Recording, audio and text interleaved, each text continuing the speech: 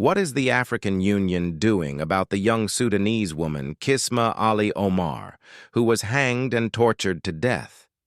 Nothing. Silence. The so-called African Union, an institution that calls itself the voice of Africa, has chosen to remain quiet while our sisters are brutalized, while our people are destroyed. This is why I say, the African Union is one of the most deceptive names and organizations ever created. They were not formed to defend Africa. They were formed to control Africa, to serve foreign interests, to silence our struggles under the mask of unity.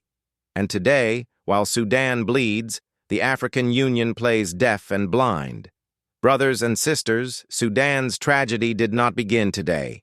For decades, Sudan has been at the crossroads of Africa and the Arab world, a land of gold, fertile soil, oil, and the Great Nile. These blessings should have made it one of the richest nations on earth. Instead, they brought endless wars. Why? Because outsiders always saw Sudan not as a home of proud people, but as a land to be divided and exploited. Look back at Darfur in the early 2000s. Villages burned, women used as weapons of war, millions displaced.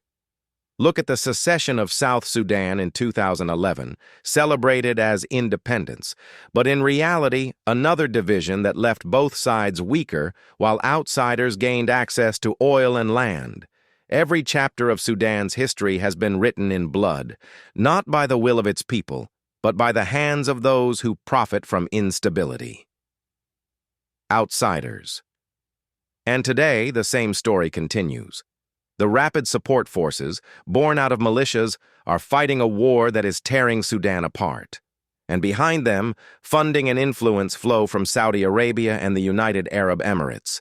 These nations do not care about Sudanese lives.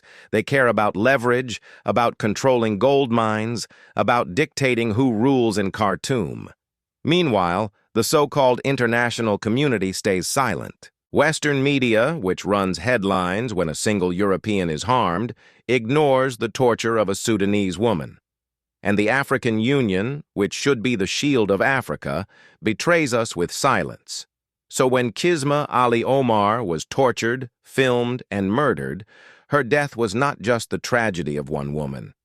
It was the reflection of how Sudan's people, especially its women, are treated as tools in a game of power. Her execution is a symbol of the suffering caused by decades of interference, greed, and betrayal. We must tell the truth. The African Union has failed. The silence of Africa's leaders is complicity.